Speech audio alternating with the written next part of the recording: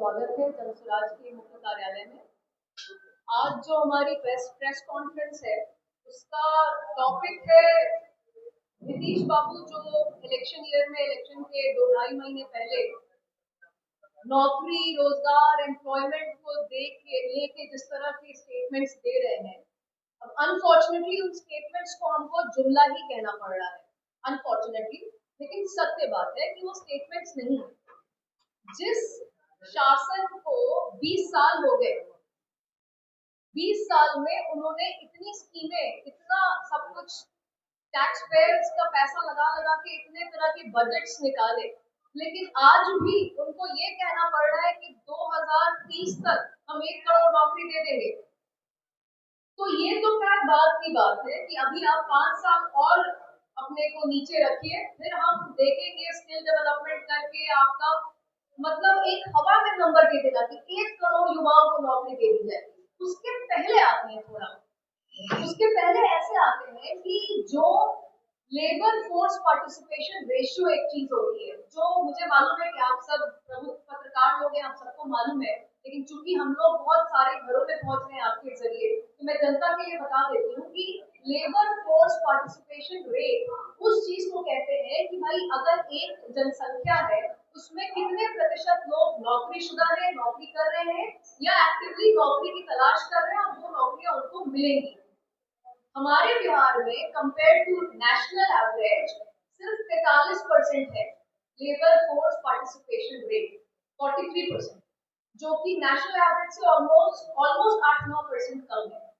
ये तो नहीं होना चाहिए था उस प्रदेश में ना जहां 20 साल से एक ही आदमी शासन कर रहा है। उसके अलावा जो ऑलरेडी एग्जिस्टिंग स्कीम्स थी, अभी वो कह रहे हैं मधुबनी में लगा देंगे स्किल यूनिवर्सिटी, फिर टैक्स पेयर का पैसा खर्चा होगा, फिर कोई गारंटी नहीं। अभी जो ऑलरेडी चल रही है ये Kushal Yuva program, recognition of prior learning, Sankalp योजना, दीनदयाल उपाध्याय ग्रामीण कुशल योजना, उसके अलावा जो मेगा स्किल डेवलपमेंट के बहुत सारे प्रोग्राम्स चल रहे हैं, उनकी समीक्षा क्यों नहीं हो रही है? उनके तहत तो अब तक कई हजार नौकरियां मिल जानी चाहिए, वो नहीं हो रहा है। तो ये जो बात कह देना खट से कि हम 1 करोड़ जॉब दे देंगे, उसके पहले हम एक और पायदान पीछे आते हैं। आपका एजुकेशन लेवल क्या है? एजुकेशन जब होगा तभी ना लोग तैयार होंगे जॉब्स करने के लिए, जो सो कॉल्ड जॉब्स आप प्रॉमिस कर रहे हैं। हमारे यहाँ तो एजुकेशन का डेटा आप किसी भी ह्यूमन डेवलपमेंट इंडेक्स रिपोर्ट को निकाल के पढ़ लीजिए, इकोनॉमिक सर्वे की रिपोर्ट्स निकाल के पढ़ लीजिए, किसी भी वर्ल्ड बैंक न्यूट्रल ऑर्गेनाइजेशन की रिपोर्ट्स निकाल के पढ़ लीजिए, एजुकेशन के मापदंड हमारे बहुत खराब है। तो किस बात की नौकरी कर पाएंगे हमारे युवा? पलायन जो है उसका ट्रेंड रिवर्स नहीं कर पाएगी सरकार। अचानक 2 महीने पहले सब कुछ ठीक हो जाएगा? 20 साल से इनको किसने रोका हुआ था? जैसा कि प्रशांत किशोर जी ने पूछा भी है। और तीसरी इंपॉर्टेंट बात कि इंडस्ट्रियल डेवलपमेंट जहाँ नहीं हुआ, बिल्कुल चीनी मिलें जो बंद पड़ी थी वो बंद ही पड़ी है। भागलपुर का जो सिल्क ट्रेड था वैसा ही खराब पड़ा है। तो आप कहाँ नौकरी दीजिएगा? अचानक से हवा में स्किल पैदा हो जाएगा क्या?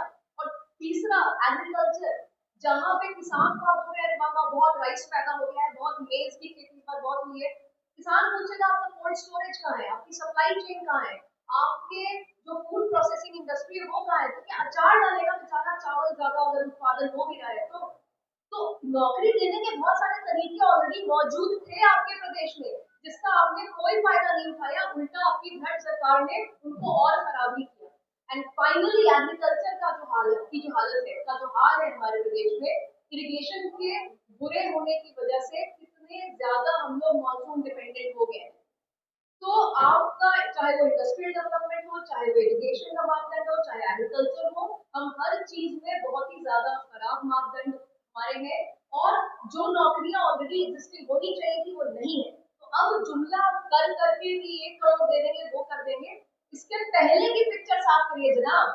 शिक्षा में आइए, पहले प्राइमरी स्कूल से शुरू करिए, फिर हम लोग मानेंगे कि नौकरी मिलेगी कि नहीं मिलेगी।